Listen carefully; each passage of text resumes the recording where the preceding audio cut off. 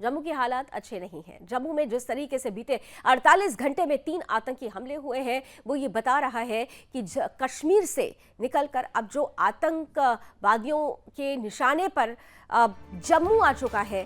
खास तौर से जम्मू कश्मीर के कठुआ की हम बात करेंगे और डोडा की बात करेंगे, जहां पर बीती रात बड़ा आतंकी हमला हुआ है। आतंकियों ने घात लगाकर इस हमले को अंजाम दिया है और देखिए ये आतंकी संवेदनशील नहीं, संवेदनहीन कितने ज्यादा होते हैं कि पानी की मांग इन्होंने की थी। प्यास बुझाने के लिए जिस घर के लोगों ने उन्हें पानी पिलाया, उनको ही इन आतंकियों ने गोलियों से भूना है। कठुआ आतंकी हमले को लेकर बड़ा खुलासा यह भी है कि जैसे ही यह खबर सामने आती है, सुरक्षा बल पूरी तरह से एक्टिव होते हैं। एक आतंकी को मार गिराया गया है। मारे गए आतंकी के बैग से 1 लाख रुपए मिले हैं। आतंकी के बैग से गोला बारूद भी बरामद हुआ है।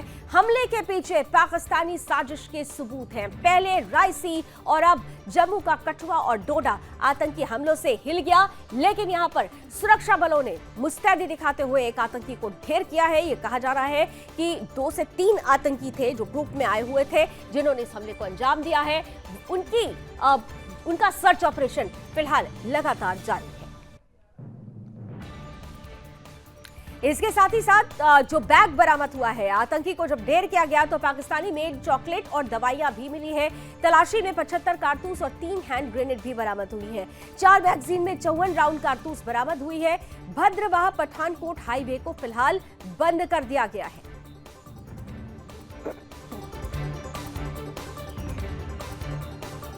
तो आतंकियों की फायरिंग में 3 लोगों के घायल होने की खबर आ रही है। पहले रायसी में जिस तरीके से श्रद्धालुओं से भरी बस पर टेरर अटैक किया जाता है, जिसमें 9 लोगों की मौत हो जाती है, एक मासूम बच्चा भी उसकी भी मौत होती है। और इसके बाद आतंकी यहीं नहीं रुके हैं, ज्यादा समय नहीं बीता, अब डोडा और कठुआ में यहाँ पर जबरदस्त फायरिंग की गई आतंकियों की तरफ से।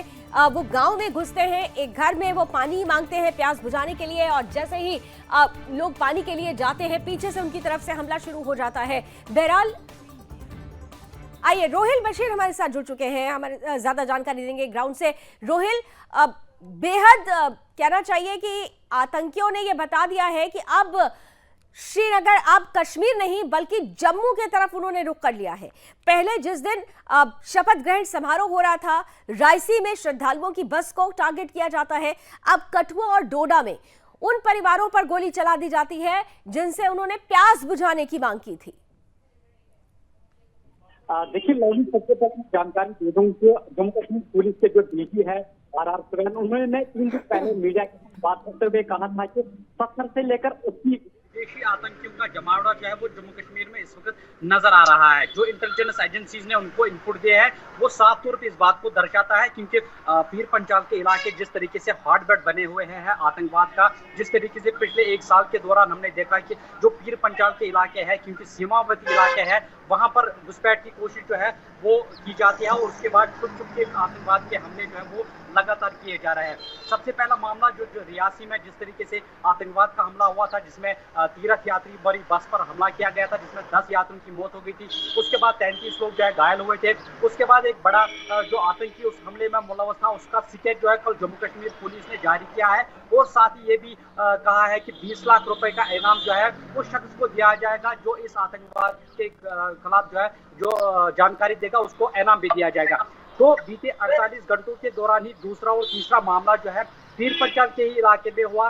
सबसे पहले कल कठुआ में शाम को जो है जब आतंकवादी जो है किसी एक घर में जो है घुसे, वहां पर पानी की मांग की और पानी न देने पर उन्होंने अंधाधुंध गोलियां चलाई, जिसके नतीजे में जो मकान मालिक है उसको गोली लगी। हालांकि उसको तुरंत रेस्क्यू किया गया, हॉस्पिटल में भर्ती कर दिया गया, जहां पर इस वक्त अभी उनकी हालत बेहतर बताई जा रही है। लेकिन वहां पर जिस तरीके से सुरक्षा बल के जवानों को उनके मूवमेंट के बारे में, आतंकवादियों के मूवमेंट के बारे में जानकारी मिली, तो उसके बाद ही वहां पर बहुत बड़ा ऑपरेशन चलाया गया और उस ऑपरेशन में एक आतंकवादी को वहीं पर ढेर कर दिया गया, जिससे भारी मात्रा में असला और गोला बारूद बरामद कर लिया गया है और साथ ही 1 लाख रुपए जो इंडियन करेंसी है वो भी बरामद कर दी गई है।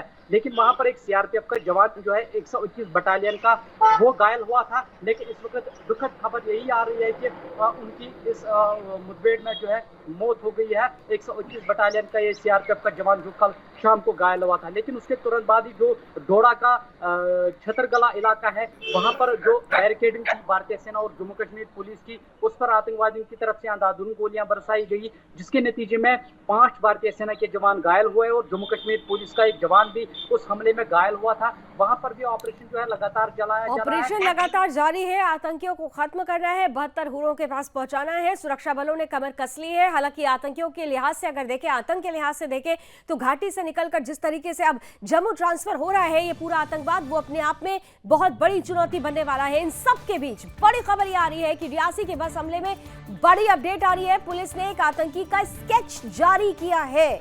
पुलिस की तरफ से रियासी हमले के एक आतंकी का स्केच जारी हुआ है। आतंकी पर 20 लाख रुपए का इनाम घोषित किया गया है। रियासी में मौतों का जिम्मेदार यही आतंकी है जिसका स्केच जारी किया गया है। रियासी के बस हमले में बड़ी अपडेट। आइए इसी बड़ी खबर पर जरा जल्दी से रोहिल से अपडेट ले लेते हैं। पुलिस ने फिलहाल जानकारी देने के लिए कुछ नंबर भी जारी किए हैं, आपको हम बता देते हैं। रियासी के एसएसपी का नंबर है 9205571332। इसके अलावा एएसपी का नंबर 9419113159। रियासी के डिप्टी एसपी हेडक्वार्टर का नंबर भी आपके सामने है 941। ये नंबर जो है जो हम टीवी स्क्रीन पर फ्लैश कर रहे हैं, इन नंबर्स पर कॉल करके अगर आपके पास रियासी से जुड़े हुए इस आतंकी का कोई भी जानकारी है तो वो इन नंबरों पर तुरंत सूचित करें, क्योंकि रियासी में जिस तरीके से आतंकी हमला हुआ वो अपने आप में बहुत सारे सवाल खड़े कर रहा है। रोहिल बशीर हमारे साथ बने हुए हैं। रोहिल, सीधा आपके पास आते हुए, अब तो रियासी हमले से जुड़े हुए आतंकी जिसने अंधाधुंध गोलियां चलाई थी उसका एक स्केच जारी किया गया है। बाकायदा लोगों से कहा जा रहा है कि अगर आपको ये कहीं दिखाई देता है ये आतंकी तो तुरंत सूचित किया जाए पुलिस को। नंबर भी फ्लैश हो रहे हैं हमारी टीवी स्क्रीन पर। ये बहुत बड़ी कहना चाहिए कि सफलता मानी जाएगी, क्योंकि अब स्केच क्लियर हो चुका है, चेहरा क्लियर हो चुका है, ये पता चल चुका है। ये देखिए वो स्केच भी आपके सामने आ गया है। ये है वो आतंकी जिसने अंधाधुंध फायरिंग की। रियासी में श्रद्धालुओं से भरी हुई बस जो कि कटरा की तरफ जा रही थी मां वैष्णो देवी का दर्शन करने के लिए, जिसमें 9 लोगों की मृत्यु होती है, एक मासूम बच्चा भी अपनी जिंदगी इसमें गंवा देता है। ये है वो खूनी दरिंदा जिसने सनातन और सनातनियों पर अंधाधुंध गोली चलाई है। पुलिस की तरफ से उसका स्केच जारी किया गया है। 4 नंबर्स हैं जो हम अपनी टीवी स्क्रीन पर फ्लैश कर रहे हैं। अगर आपने इस आतंकी को कहीं देखा है तो तुरंत इन नंबरों पर सूचना दी जाए।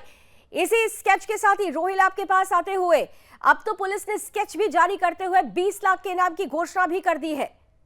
रोहिल, देखिए जिस तरीके से मैं कह रहा था कि जम्मू कश्मीर पुलिस ने कल शाम को ये स्केच जो है वो जारी किया है और इसमें बताया जा रहा है कि जो भी इस आतंकवादी के जो इसके बारे में जानकारी देगा उसको 20 लाख रुपए तक का इनाम जो है वो दिया जाएगा। लेकिन इस आतंकी के बारे में मैं आपको जानकारी दे दूं कि ये भी पाकिस्तानी विदेशी आतंकी ही बताया जा रहा है।